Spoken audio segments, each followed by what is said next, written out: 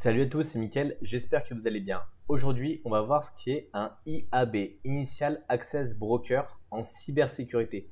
C'est un terme qui peut paraître un petit peu compliqué et on va essayer de voir ensemble ce que c'est et comment ça fonctionne. Avant de débuter cette vidéo, je vous invite tout de suite à mettre un like et à vous abonner. Alors un IAB, c'est un Initial Access Broker, c'est une plateforme où va se vendre des vulnérabilités pour accéder à des systèmes d'entreprise qui ont déjà été piratés, ou des fichiers qui vont contenir par exemple des URL de connexion, des emails, des mots de passe qui auraient été sauvegardés par exemple dans des navigateurs ou tout autre élément de compromission qui aurait pu être exfiltré déjà d'une entreprise. Alors bien sûr, très souvent, les acteurs malveillants vont cacher en fait les éléments qui vont permettre de voler des informations dans des logiciels qui sont fréquemment téléchargés. On peut prendre par exemple Photoshop, Chrome, Adobe Reader, des utilitaires professionnels comme Putty qui avait été infecté par Lazarus Group, des jeux de PC, des cracks, des mods par exemple sur GTA V. Donc tout un tas de choses qui peuvent être distribuées de manière très facile. Bien sûr, les attaquants ont plusieurs moyens de distribution. La première, ce sont les chaînes YouTube. Sur YouTube, on voit beaucoup de tutos des fois de certains outils. Et en dessous, on va retrouver des liens pour pouvoir télécharger cet outil. Bien sûr, ces liens sont malveillants. Ils ne le sont pas tous, mais il y en a beaucoup qui sont malveillants. On peut également, par exemple, payer une publicité pour mettre un lien malveillant pour pouvoir apparaître en premier dans les résultats. Quand vous arrivez sur Google, que vous tapez quelque chose, une recherche, vous avez un premier encart qui est en général de couleur un petit peu jaune clair sur lequel sont les résultats payants. Et en dessous, vous avez les résultats organiques. Les résultats organiques, Google met un certain temps avant de les indexer, donc il y a une certaine fiabilité en fait dans ces résultats-là. Je ne dis pas qu'ils sont tous officiels et qu'ils ne sont pas malveillants, mais il y a une certaine fiabilité. Alors que dans la partie payant, n'importe qui peut venir à partir du moment où il paye et mettre ce résultat en premier. Et donc, si vous n'êtes pas forcément attentif, vous allez cliquer dessus et vous allez récupérer un logiciel qui est déjà infecté. Et ça, c'est par exemple arrivé à OBS Studio, qui est un logiciel qui permet d'enregistrer des vidéos sur l'ordinateur. C'est celui que j'utilise, qui est très utilisé sur Google, et ce qui est très utilisé par les streamers. Et globalement, le vrai site officiel, il apparaissait en 6e place sur Google, derrière 5 faux sites qui livraient une version où il y avait une vulnérabilité à l'intérieur et un voleur d'identifiants et un voleur de données. Bien sûr, on a également tout ce qui est la propagation par des emails de phishing qui peut être envoyés, des communautés Discord, des communautés Reddit, des communautés Facebook, toutes les communautés, on peut s'échanger des liens. Alors on va voir 3 voleurs d'informations, ce qu'on appelle des stealers, qui sont extrêmement répandus. Le premier, c'est Raccoon Stealer. On le paye à 200 $ par mois, c'est-à-dire qu'en fait, on est sur des malwares as a service.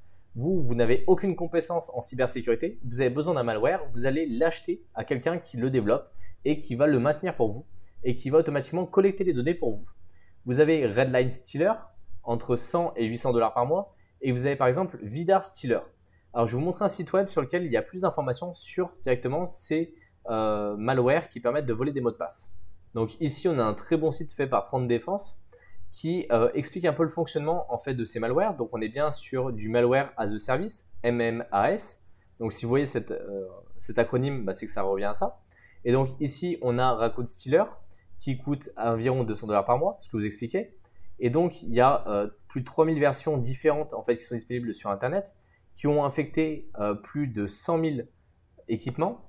Et donc on voit ici un peu une interface qui est quand même relativement simple. Si on ouvre l'image pour la voir en plus grand, ici on a le pays, on voit ce qui a été installé et on voit la structure, on voit la date d'infection, la taille et ce qui a pu être récupéré, on voit le prix, on voit tout ce qu'il y a dessus. Donc c'est quand même assez impressionnant, sachant que c'est écrit en C++ par des personnes qui écrivent le russe. Donc on a voilà, par exemple les logs, donc là la mise à disposition sur des forums très sympathiques.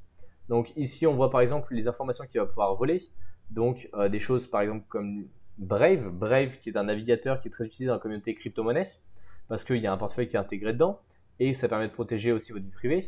On a aussi tout ce qui est Monero, donc lié directement à tout ce qui est paiement en crypto-monnaie. Donc on voit qu'ils sont quand même très focalisés là, sur les wallets crypto-monnaie pour gagner de l'argent directement. Sur Microsoft Edge, bien sûr Google Chrome, tout ce qui est Torch, donc c'est le moteur de recherche, Internet Explorer, Firefox, SeaMonkey, plein de choses qu'on va pouvoir récupérer. Et donc on voit que en général c'est plutôt des équipements qui sont infectés et qui vont être automatiquement désactivés si ils vont infecter un pays comme la Russie, l'Ukraine, la Biélorussie, le Kazakhstan, l'Arménie, le Tadjikistan ou l'Ouzbékistan. Ce qui explique que potentiellement ça a été créé par des communautés russes aussi, parce qu'il y a certaines lois qui leur permettent d'éviter d'être embêtés s'ils ne touchent pas des acteurs russophones. Donc c'est plutôt assez simple en général. Donc après vous avez Redline Stealer qui fonctionne assez bien également, qui coûte 100$ par semaine ou 150$ par mois, et après vous avez un accès à vie pour 800$. Donc on voit que ça marche avec un espèce de bot qui marche quand même assez bien. Pareil, ici on a les différentes informations, on voit que c'est en perpétuelle augmentation. On a différentes propriétés pour pouvoir accéder à certaines informations. L'écrit en C#, donc c'est une interface qui est quand même assez simple à développer. On voit qu'il récupère lui cette fois-ci des informations plutôt sur la partie FTP. Donc avec FileZilla, on a également tout ce qui est les extensions hein, de navigateur. On a les VPN également aussi qui sont très, très ciblés. Là, ça permet également de faire du spear phishing. En général, c'est diffusé avec du spear phishing, c'est diffusé avec des logiciels qui ont été craqués. Donc faites très attention quand vous téléchargez un logiciel qui est craqué, parce qu'il peut y avoir ce genre de choses dedans. Et on a Vidar Pro Stealer qui est au prix de 700$, et après qui peut être vendu sinon sur des forums underground pour 250$. Donc on voit que globalement c'est plutôt de la récupération d'infos qu'il va faire. Écrit également en C++ parce que c'est un langage qui est assez natif et assez bas en termes de techno. Il va voler majoritairement de la crypto, des informations pour Telegram, de l'Internet Explorer, des informations sur les navigateurs. Voilà, globalement, on n'a rien d'exceptionnel et on est sur des choses qui sont traditionnelles. Rien de bien nouveau en fait sur tout ça. Maintenant, une fois que l'attaquant en fait a récolté un large pack de données grâce à par exemple de ces malwares as a service, il va les revendre sur des forums qui sont underground, et les packs qui sont achetés justement sur ces forums underground qui s'appellent des IAB permettent aux attaquants d'avoir un accès en interne aux entreprises, parce que l'idée d'une IAB c'est vraiment d'être focalisé sur la partie entreprise. Et à partir de là, ils vont pouvoir déployer par exemple des ransomware ou exfiltrer des données encore plus confidentielles, parce que là ils vont vraiment se cibler sur une entreprise en particulier, alors que ces stealers sont déployés sur un peu tout et n'importe qui, et l'idée c'est juste d'aller faire de l'argent. Par exemple, où est-ce qu'on a pu retrouver l'utilisation d'un IAB dans une cyberattaque? Chez Uber en septembre 2022, où on a un attaquant qui a acheté en fait des informations du voleur d'informations Raccoon pour 20€. Donc on voit que c'est extrêmement cher pour compromettre une société comme Uber globalement. Donc on voit que l'impact est très important pour un prix qui a été mis initialement assez faible. Et je vous ai fait une vidéo justement sur la compromission de Uber.